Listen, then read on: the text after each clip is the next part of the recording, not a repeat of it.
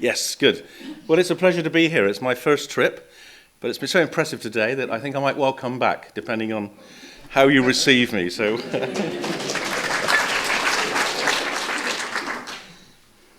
I have to give you the customary health warning.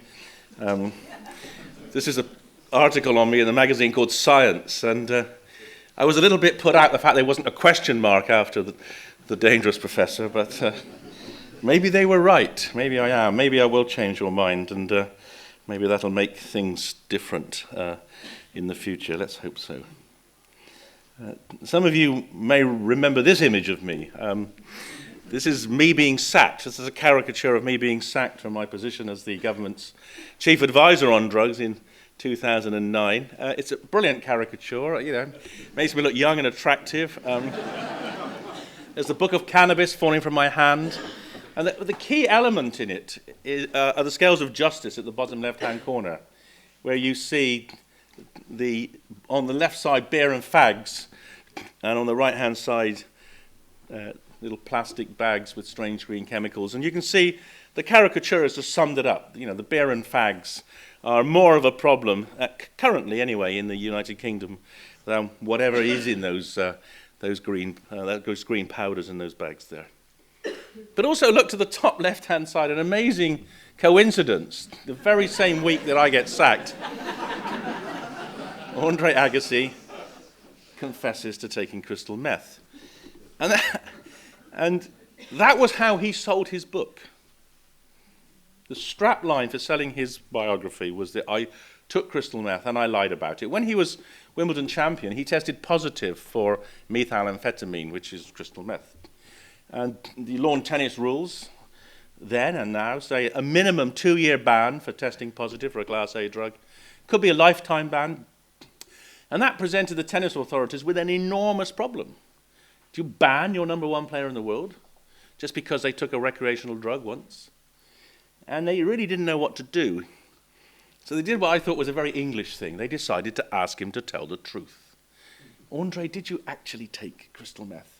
He said, of course not. Your test must be rubbish, like your tennis players. And they said, oh, good, I'll go away and never pee into a bottle again. And he never did, and he never tested positive again anyway. Then eventually, when he's falling on harder times and he wants to tell his life story, he decides to come clean. And I don't know whether he came clean because the burden of guilt sat on his shoulders for 15 years, or his publisher said, well, there's 2 million more copies are going to be sold if you tell them about your drugs.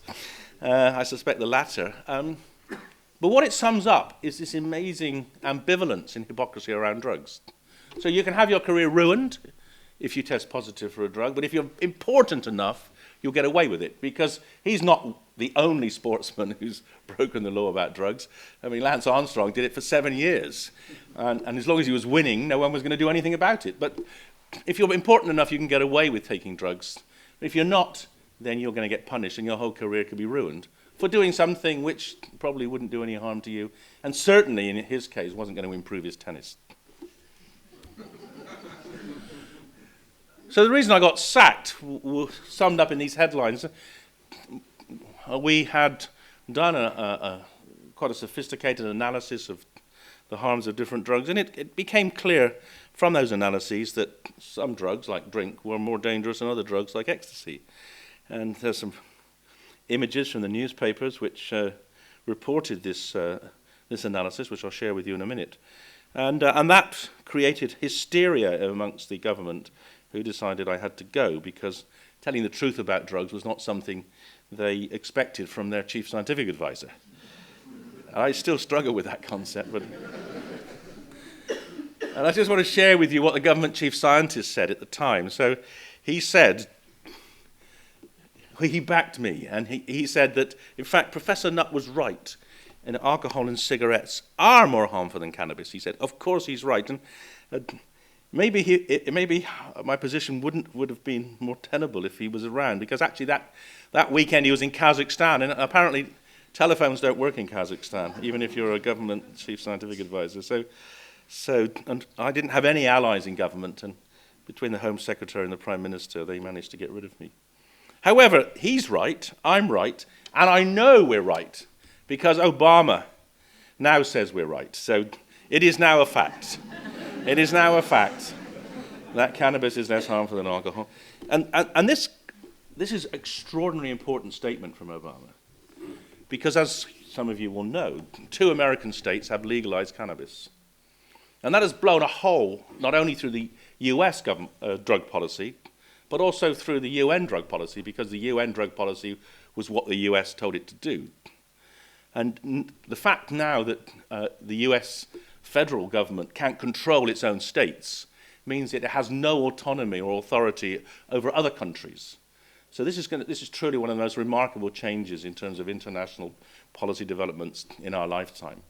And at last, we now can have a proper debate about the appropriate legal approaches to drugs, free from this overwhelming and oppressive influence that America has had on it, on the topic for the last 60 years. So I'm a scientist, and I need to address this question. What is a drug? And who should say what a drug is? This is my definition of what a drug is. Something a politician once used but now regrets. Because, of course, this is how the debate in the United Kingdom is constructed. It's about what politicians want to think about drugs. And here are a couple of quotes. Jackie Smith, the Home Secretary, with whom I locked horns over the comparison of horse riding and ecstasy. When she was made Home Secretary, they asked her the question, did you take drugs?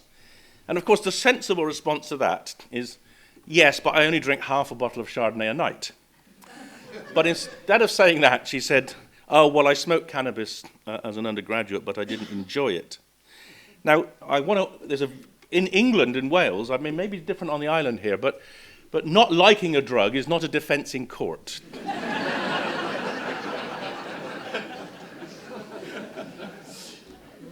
And I really wish she'd tell me why she smoked. I think it was at that time, that was what you had to do to get into the Labour Party in Oxford, but I don't know. David Cameron, our current Prime Minister, said, I did things when young that I shouldn't have. We all did. And that's called the Eton we. And it's otherwise known as the Tory front bench. And the great thing about David and his friends from Eton, they're conservatives. And they're very conservative in the drugs they took. And they only took drugs beginning with the letter C.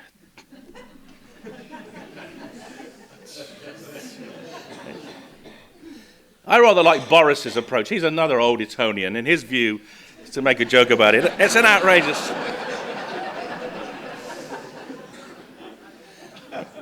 And we suspect he still does, by the way. And of course, here is this wonderful quote from the past leader of the free world, George W. I wouldn't answer the marijuana question. You know why? Because I don't want some little kid doing what I tried. So there's a lot to be said for stupidity, isn't there? So that's a bit of humour. This is very serious.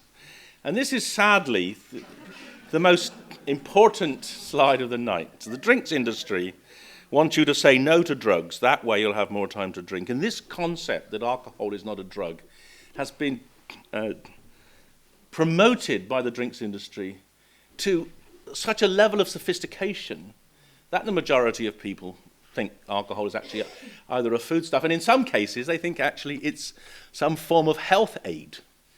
But in fact, of course, it's a drug. However, when you go to the public and you say to them, as we did for the BBC Horizon programme a couple of years ago, is alcohol a drug? People in the general public will say to you, well, of course not. And you say, well, yeah, but it must be a drug because you drink it to change the way you feel. And you might drink too much and get unsteady and fall over. And you might have a hangover the next day. Surely it's a drug. And they look at you as if you're a bit simple and they say, if it was a drug, it would be illegal. And in a way, they're right. But the problem with that kind of definition of a drug is it becomes self-serving.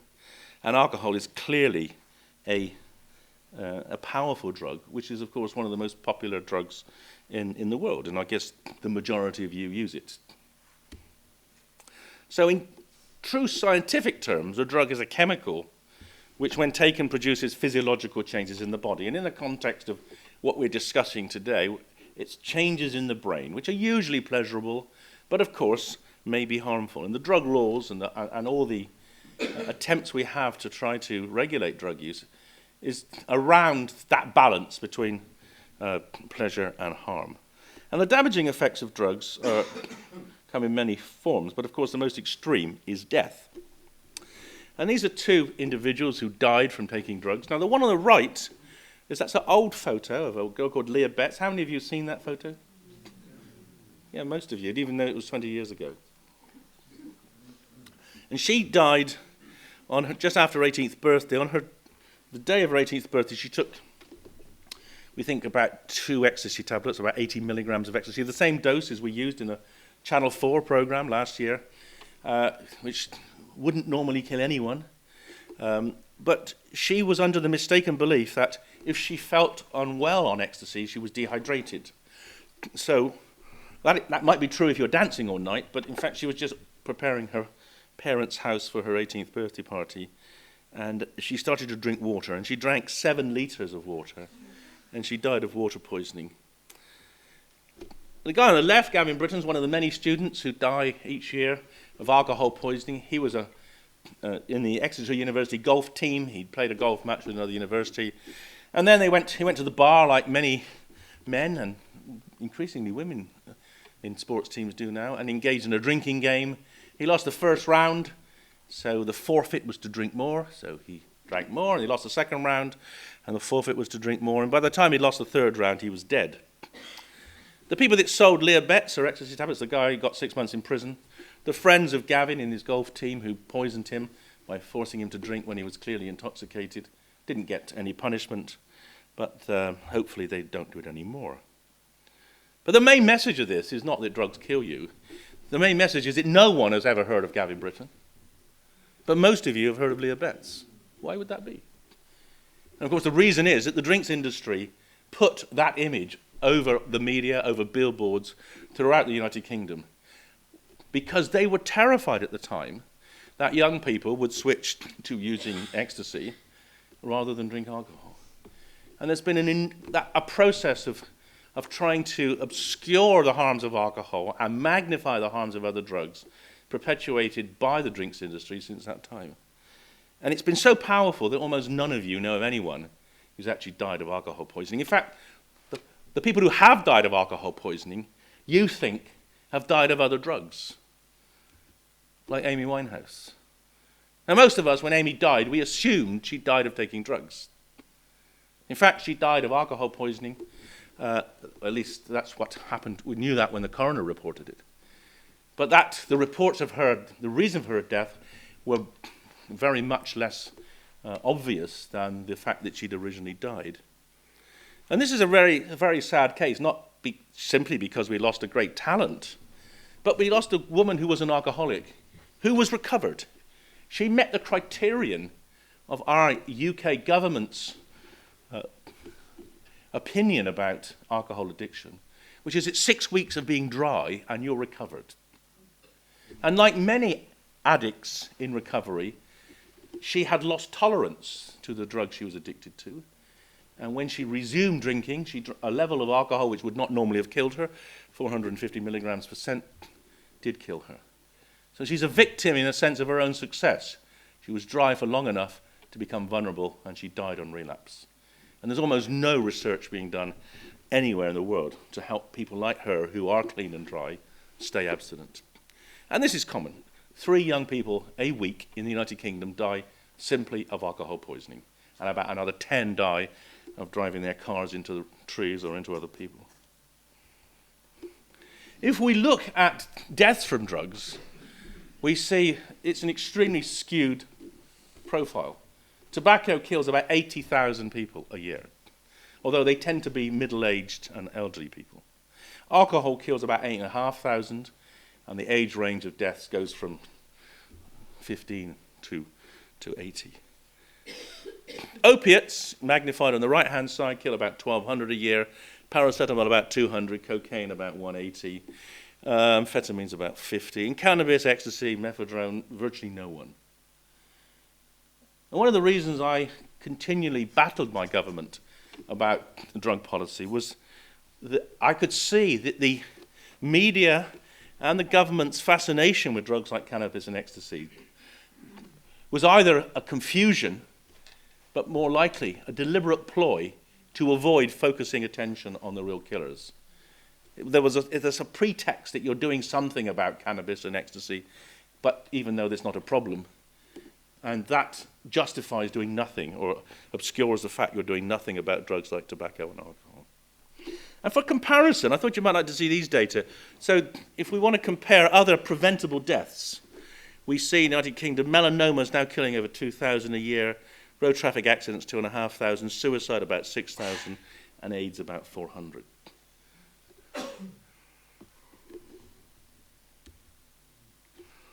Now, over the 10 years I worked for the government, one of my main goals was to try to develop objective, transparent, reproducible ways of assessing the harms of drugs. And over a period, we developed the most sophisticated metrics for measuring drug harms using this 16-point scale. These are the 16 ways in which drugs can harm you. 9 of them relate to the way drugs can harm the user.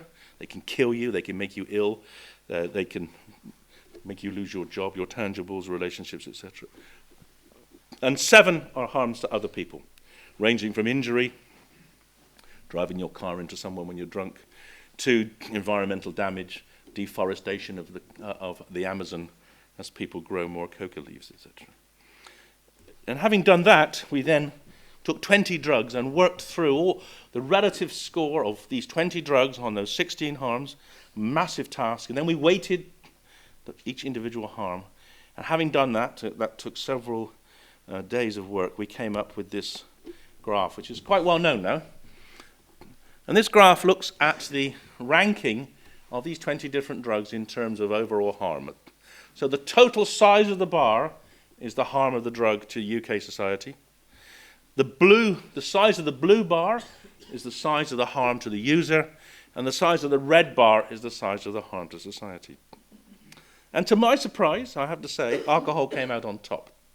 And when we look at why alcohol is the most harmful drug, it's because this huge red bar.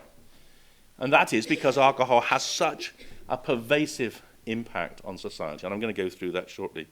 You see, tobacco is down there at about 5th or 6th because it's also widely used, cannabis rather lower.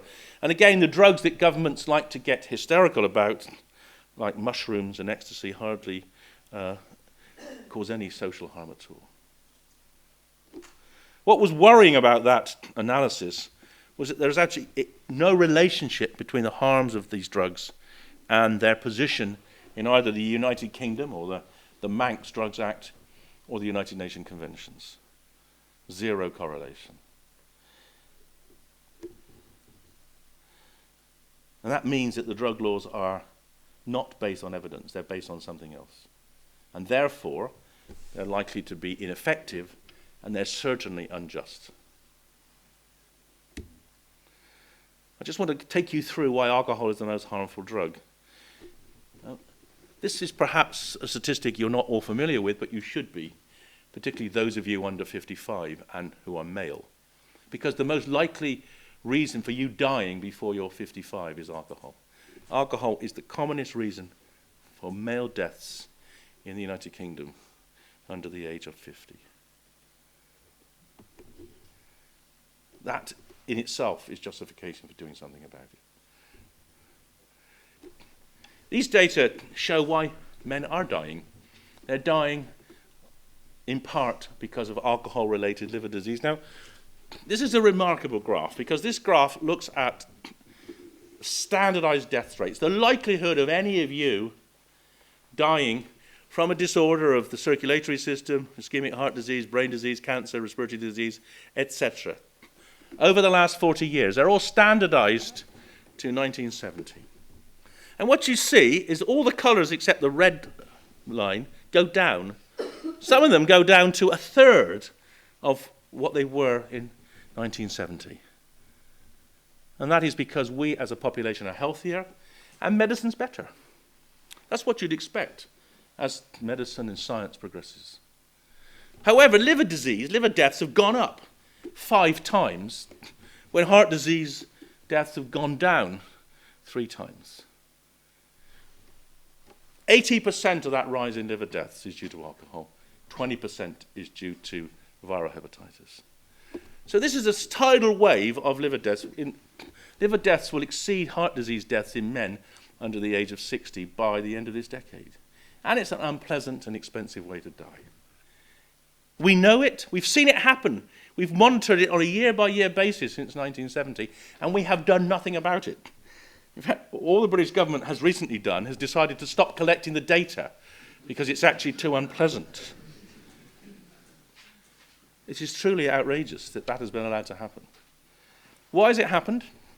It's happened because in the United Kingdom, I imagine it's the same here, that young people have started drinking. Most initiate alcohol consumption between about the ages of 12 and 14. And by the time they reach 15, half of all 15-year-olds are drunk at least once a month. And that's true in 2011, the latest data, where we see 54% of girls and 50% of boys are intoxicated once a month. Exactly the same as in 1995, when it was slightly in favour of the boys being drunk. So we have known that young people are drinking dangerously for 20 years, and we've done absolutely nothing about it. In fact, if anything, we've allowed it, made it easier for them to access it. So that's one reason why alcohol is the most harmful drug. It's a drug you can get when you're young, and once you're on it, you continue to use it.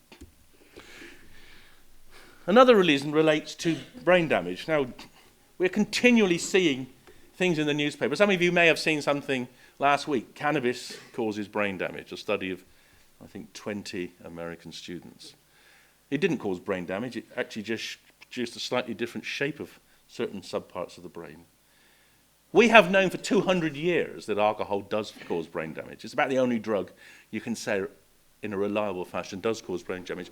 These are brain images from 4 of my patients and 4 controls matched for age and gender. And what you see with the bottom images is that there's lots of shrinkage of the brain. These images, there's 2 in the middle, they've got more damage from alcohol than the average patient with Alzheimer's disease. In fact, it turns out that alcohol is now one of the major contributory factors to dementia. So these people have damaged their brain from alcohol in an irreversible way. Unquestionably, alcohol damages the brain. It also damages society. We have had a number of talented politicians, George Brown, competitor for Harold Wilson, more recently Charles Kennedy, the leader of the Liberal Dems, careers terminated by their drinking. And the most remarkable one of all was a few years ago when the whole of the Polish government was wiped out in a plane crash, when the pilot said, "We can't land, it's too foggy." And the head of the Air Force, who was drunk on the plane, said, "No, you will land." The pilot was right, but they're all dead. So alcohol, in terms of affecting judgment, has very profound deleterious effects. And it affects politicians. Here we have a very interesting politician, a man who was a soldier, and lived in the real world before he became a politician, but drank excessively, got into a fight in the Commons, one of the Commons bars, nutted a Conservative MP, and is now no longer in Parliament. So alcohol makes people do silly things. And it's a massive, massive cause of violence. And I show you this image, it doesn't matter what you wear, alcohol will still make you violent. And there's one thing you really should note there, is that one of the dangers of getting drunk at Ascot is the fact that a champagne bottle is more dangerous as a weapon even than a wine bottle. So just be aware of that. And it's even more dangerous if you've been hit by a broken leg of a table. But the relationship between alcohol and violence is very intimate. And alcohol produces a whole range of damage to families and friends. Most spousal abuse is alcohol-related. A lot of child sexual abuse is alcohol-related. There's vast numbers of harms to society through accidents, etc., etc. I don't want to go on in all of it. But I also want to point out that there are environmental insults from alcohol. Before the Gulf oil spill, the largest man-made environmental disaster was the Exxon Valdez, that ship, which drove into the coast of Alaska because the captain was drunk and wiped out a few thousand miles of of flora and fauna. So alcohol has a pervasive effect across the whole range of the different ways in which drugs cause harm. And in fact, you might say, well, this is amazing. Why don't we do anything about it? Well, I'm going to tell you why we don't do anything about it. And I'm going to use this slide to illustrate that. So this slide looks at 15 ways in which alcohol kills you. Different kinds of cancer, cirrhosis here. They're color-coded for men or women or both together. You see the curves are always upwards. Some are very steep, some are less steep. However, you'll see at the top right-hand corner, ischemic heart disease, the orange bar is for men. And you'll see for low levels of alcohol consumption, the graph goes down a little before it starts to go up. That's not true for women, but it is true for men. That's called the J-shaped curve. That is the supposed health benefits of alcohol. Now, when the Blair government had a Cabinet Office review, which I was part of, reviewing the harms of alcohol, they looked at that and they said, but look, there's a benefit. And there are a lot of harms. But because there's a benefit, we cannot adjudicate. Well, of course, they didn't say that. The drinks industry told them to say that. And they decided to do nothing about alcohol on the grounds that there might be a health benefit. That's the health benefit. These are all the disbenefits. And that was a complete abdication of political leadership to say that that was sufficient justification for not doing anything about alcohol. It's a trivial effect. And what's worse, and this is a very important health message for you, if you really believe that you're going to get a health benefit from alcohol, the optimal consumption of alcohol to get that health benefit is half a unit a day. Now, you cannot buy half a unit in a bar. So what I suggest you do is after this, you go out and you buy 1 pint of beer and 3 straws, and that way you'll get the health benefits and you'll meet some people as well. So governments have turned a blind eye to alcohol, but they have been absolutely fascinated by the political opportunities offered by cannabis. So this is Alan Johnson, the man that sacked me. There's me in the spliff with my moustache. And the only thing that's wrong with that, it wasn't a Class A row, it was a Class C row. But anyway, because at that time, cannabis was a Class C drug. Now, cannabis has proved to be a very useful political football because a lot of people use it. And what we've seen in my lifetime is a massive change in cannabis use. 20-fold increase in the number of people using cannabis since 1970. And you might imagine, therefore, if cannabis was harmful, that would turn out, or that increase in use would be manifest in some harms. Well, I showed you there are no deaths, or virtually no deaths. And that presented governments with a challenge, because they wanted to justify making cannabis Class B rather than Class C for political purposes. And they scratched around to find some other presumed harm of cannabis. And they came up with the idea that it might cause schizophrenia. Now, that's an interesting concept. It's not implausible, but it's a testable hypothesis. And we tested it. We said, look, let's go to the MRC database, which is a massive database run through general practices in the United Kingdom, and let's look at whether this 20-fold increase in the use of cannabis has led to any change in schizophrenia. Well, if you look at the incidence rates, the yellow, or the prevalence rates of schizophrenia at the bottom, the blue, there's no change. Or if you look at psychosis, there's no change. In fact, if anything, they're going down. And this is true in no Western country where there's been this 20-fold increase in use. Has any of them shown any increase in the rates of schizophrenia? It doesn't cause schizophrenia. In fact, if you are generous to the evidence that it might, then you can come up with this calculation. You've got to stop 5,000 young men from ever smoking cannabis, 7,000 women, to stop 1 case of schizophrenia. Now, that is not a public health target, and it's certainly not a target that could ever be achieved by criminalizing users of cannabis. But, nevertheless, the government of Gordon Brown did a deal with the Daily Mail that if they reclassified cannabis, the Daily Mail would support the Labour Party in the last election. Well, the Labour Party kept their side of the bargain. They reclassified it to B, but the Daily Mail didn't, surprisingly.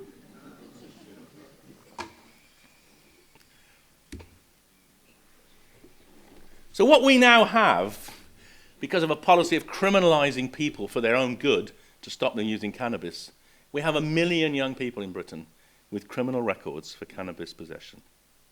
We've created an underclass because they can't get jobs in government or the civil service or teaching or medicine.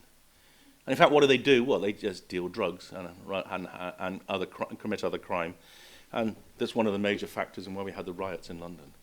So we've actually built a rod for our own back simply because it was politically expedient to target people using cannabis.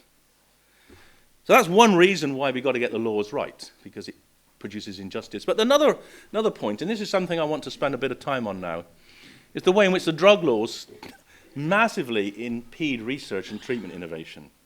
And this is something I wasn't so aware of when I was working with the government, and I've got interested in it since I've started to try to understand the therapeutic utility of many drugs which are banned, and also work with them. And I've discovered it is extremely hard to do this kind of work.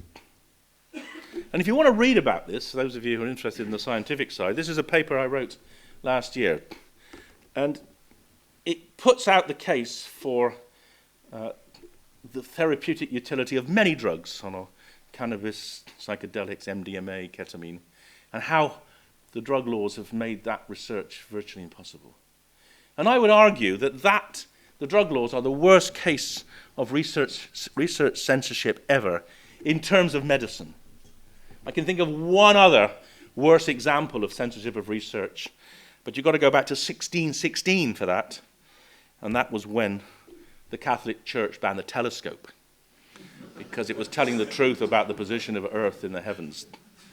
But the banning of drugs for research, I think, it's been going on now for over 50 years, and it's been extremely destructive. And it's so destructive that people don't know why it's there, why the bans are there. People don't even know there's therapeutic utility for these drugs. So how do we get to that situation? Well, we got to that situation through a mixture of politicians seeing drugs as an easy target, and also the media, who have a peculiarly biased and sensationalist attitude to some drugs. This is a wonderful piece of research. This is a PhD done by Alistair Forsyth. He worked in the MRC health unit in Glasgow, and he went through every coroner's case in Scotland in the 1990s. And they do it rather better than in England and Wales, so these are good data. And he looked to see what proportion of those cases where a drug other than alcohol was present at death got reported in the newspapers. Okay, he found 2,255 deaths, and of which 546 got reported in the newspapers. About 1 in 4 coroner's reports where there were drugs present got reported.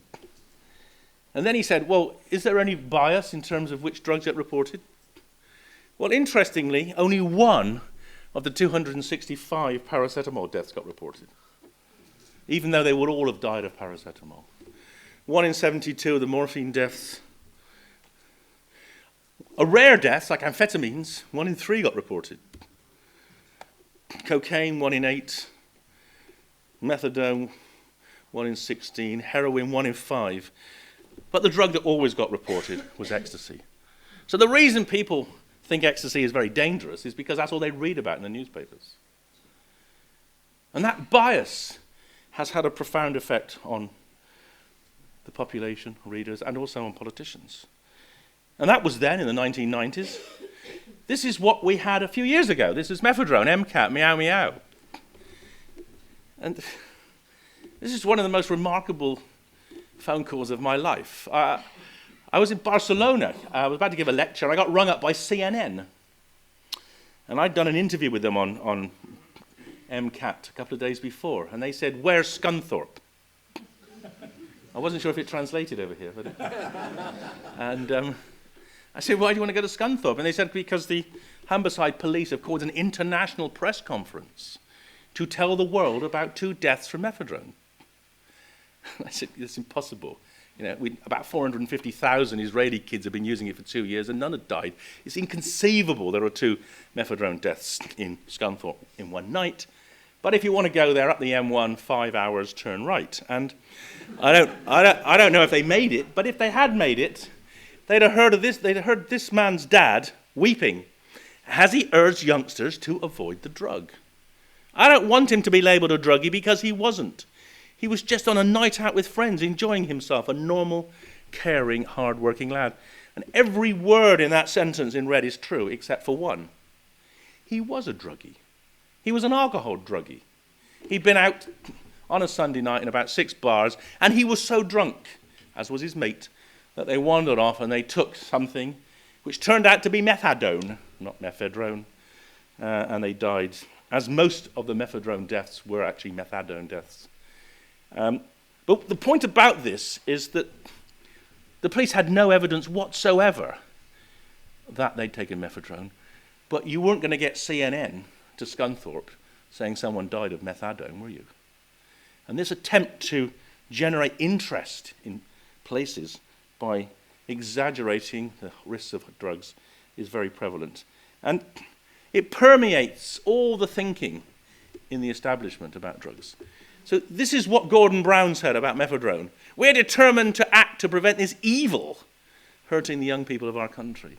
And it's exactly what the same words as Edward Henry used in 1916 about cocaine. We're going to stop this evil. And I think that is an insult. It's an insult to our intelligence, because we all know that drugs don't have motivation or valence. Drugs don't choose to be good or bad. Drugs are inanimate objects. But to use terminology like that, rather than confronting the reality, is just sloppy, simplistic scaremongering. And it betrays, it underpins, it emphasizes the fact that people do not want to be rational about drugs. They want to just say they're bad things, even though mephedrone had a remarkable set of interesting benefits. And the most remarkable one of all is the fact that when mephedrone hit the market, people switched from cocaine and people stopped dying of cocaine. There was also massive reduction in the number of people drummed out of the army for testing positive cocaine. There was an import duty of 600,000 a year, and that's all we think going to change as a result of making it illegal. Let me just show you the cocaine deaths. So these are the latest data on deaths. The lilac is cocaine deaths, and then the blue are amphetamine deaths. And for the 10 years up to 2009, my committee was trying to stop people dying of cocaine. We completely failed. Year on year, a rising number of cocaine deaths. As soon as the free market brings in a safer alternative, mephedrone, cocaine deaths fall. They've fallen to half of what they were before. This is a massive saving of lives. So mephedrone saved way more lives than it killed because it's a safer drug. Reduced amphetamine deaths as well. And this is the principle we use using methadone or buprenorphine Subutex to treat heroin. We give people safer drugs. Mephedrone is clearly safer than cocaine. If the government had achieved that goal of reducing deaths, we'd all be celebrating. I'd have a knighthood. As it was, I got sacked. And then that raises the interesting question, are there other drugs that might also have benefits that we have lost because we banned them? In fact, when you look at most of the drugs that you know about which are illegal, they have therapeutic potential. You know about cannabis for spasticity and pain. You probably don't know about it, the fact that there's a lot of evidence that extracts of cannabis are useful for cancer. But many of these studies have actually been hidden by particularly the US government because they're just desperate that there should be no benefits from cannabis. Ecstasy, those of you who saw the Channel 4 program saw that we were using it to try to understand its utility in trauma therapy. Psilocybin, magic mushrooms for depression, OCD and cluster headaches, LSD for terminal illness and addiction. And mephedrone was being developed as a treatment for addiction. In fact, it worked because it stopped cocaine deaths. But because it's illegal, it won't be used. And I want to just briefly talk about the use of LSD in the treatment of alcoholism. The founder of Alcoholics Anonymous overcame his alcoholism by taking LSD. LSD was available in the 1960s, and there were 6 studies using LSD to treat alcoholism. And here you see a modern meta-analysis of the LSD data, that the effect size, the value of LSD as a treatment is great as anything we have currently. But it's been denied people for 50 years because, well, why has it been denied for 50 years? It's not harmful. The scales that we show it's not harmful at all. But it's been banned for political reasons. LSD was banned simply because young Americans would rather take LSD than fight in the Vietnam War. And the American establishment, particularly the CIA and the DEA, were worried that America would cease to behave in the way it had up to that point and would become a different kind of place. People would tune in, turn on, tune in and drop out, as Timothy Leary said. And they didn't want that. So how did they get rid of LSD? Well, they created scare stories. They created scare stories like the Scunthorpe police did. These scare stories are even worse than the Sun. The Sun, some of you remember the famous Sun headline, "Mephedrone made me tear off my scrotum." So we wrote to the Sun and said, this is a really important side effect. We need to have this case report, please. And they said, well, that's what someone told us, which means we made it up. And this is what they made up for LSD. And these are just truly ridiculous stories. Girl gives birth to a frog. This lady is being raped by an ape. He doesn't look very disconcerted by it. This was how the media colluded with the authorities to justify getting LSD banned. And one of the things I think we have to do is be much more objective, because the therapeutic potential of these drugs could be being denied to millions of people who would benefit in an attempt, and often it's a failed attempt, to stop young people using them. So I want to finish by asking this question, because I think this is a fundamental question. How harmful should a drug be to be banned? What are the right comparators? Well, here are 4 very dangerous things. One of them you know very well, the motorcyclist. And even having a helmet doesn't stop you from dying if you're going at more than about 70 miles an hour. But all these individuals are doing things which are potentially dangerous. But now if you're on that boat, you really don't want him coming through the deck at you, do you? If harm was what we really cared about, then we'd stop dangerous pursuits. 100 people a year die in the Alps climbing.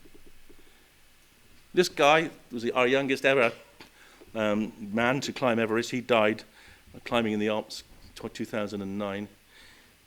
But what's fascinating, when these people die, we hold them up as examples of people who've achieved something and were trying to do something at the extreme. But when people die of taking drugs, we see them as despicable human beings who had no right to use drugs.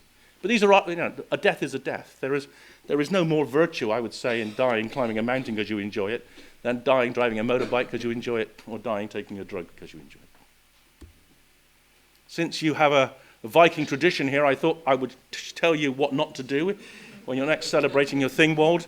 If you're going to jump off a mountain, free jumping like that, well, the helmets are no good, but the kilts might float you down a bit.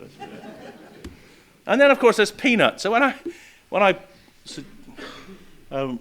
was arguing with the government, New Scientist came up with this very interesting comparison, that more people die of peanut allergy than die of ecstasy. So if something's less harmful than peanuts, should it be legal? Actually, why are peanuts legal if they kill so many people? And then there's suntanning. And I showed you the data on melanomas earlier on. Suntanning is a fascinating behavior, because the reason people like to be suntanned is not just fashion. It's because the effect of ultraviolet light through the body releases the same chemicals in your brain as ecstasy. It releases oxytocin and prolactin. So there's a mental benefit from suntanning, in addition just to the color change. But there's a risk. And now we have 2,000 deaths a year from melanoma. A lot of that is induced through sunbeds. We regulate that. We try to stop under 18s using sunbeds. We don't try very hard, but at least we accept it. But this is an example where a pleasure in young people can lead to long-term consequences. I've argued for a very long time that a society that makes money from selling alcohol through taxation has a moral obligation to allow its people access to less harmful drugs. I think it's morally wrong to insist that the only intoxicant people can get is one as dangerous as alcohol. If you compare alcohol with ecstasy, ethanol with ecstasy, clearly alcohol is more toxic.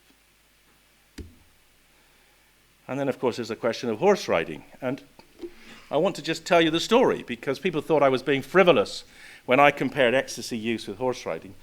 But I'm a psychiatrist. I see people with mental problems after brain injury. And I saw a woman in her 30s fallen off a horse a few years before, smashed the front of her brain. Personality had changed, lost her job, her children, her husband, and was in a very, very difficult place because she had no self-control at all. She was completely disinhibited. I actually treated her with an illegal drug. I treated her with amphetamine, which can often help people with severe attentional hyperactivity problems, which helped her a bit, but it was never going to put back the dead brain. But it got me interested in how dangerous horse riding was. And I discovered horse riding was actually much more dangerous than I had anticipated. And that was quite chilling, because both my daughters were horse riding at the time. And I discovered that there's good evidence that horse riding is associated with death, neck fractures, pelvic fractures. In fact, one of the ACMD's committee was in hospital with a broken pelvis falling off a horse at the time I wrote the article. Even Christopher Reeve, Superman, died from falling off his horse. He broke his spine, never got it repaired, and died of renal failure. So I wrote this paper. It's my most popular paper, over 7,000 downloads. And I compared the equine addiction syndrome, equivacy, with ecstasy. And it turned out to be a rather successful hoax, because some of my colleagues in Europe said it wasn't until they got to page 2 that they realized equivacy wasn't a drug. But in fact, horse riding is a drug. Any of you who ride know that if you ride a lot, you're addicted to it. In fact, there's a woman who writes for the Times called Melanie Reid, who broke her neck and her back falling off a horse, and writes vividly about the addiction she had to it and how she craves getting back on a horse. So she's now back on a horse with a frame, holding her neck stiff and her back stiff. If you look objectively at the data, you see that the harms to someone from riding horses, one serious harm per 350 episodes if you go jumping, eventing, compared with 1 in 10,000 episodes for ecstasy. If you're into green issues, then obviously horses are much more productive of methane than tablets. And as I say to the police, it's much easier to police horse riding. You never smuggle a horse into a club, could you?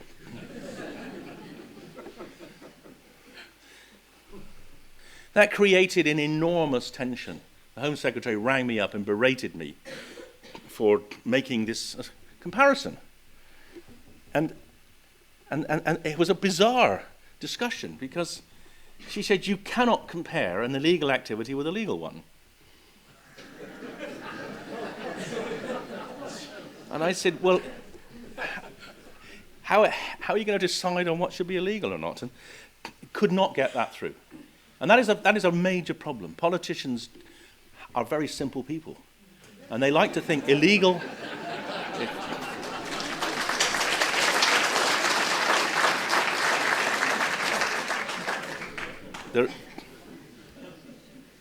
Okay, I'm going to finish very briefly now. I've talked a lot about the problems. There are many solutions. There are solutions on this slide here which have all been tested in other countries and which have been shown to work. There's a lot we can do which will not destroy Western civilization as we know it, but will actually give us a more sensible, a more humane, and a less harmful way to deal with drugs. If you want to be a bit more radical, we could do things like they do in Holland. They have virtually no deaths from drugs in Holland because stimulant ecstasy-type drugs can be tested. You can go find out what you've got. If it's bad, you don't take it. And if it's not bad, then you get clear guidance on what to take and what to do if you get harm. When I said to Jackie Smith, this Dutch drug testing approach has been very successful in reducing harms. Could we ask the Dutch expert over to share with us their data? She said no.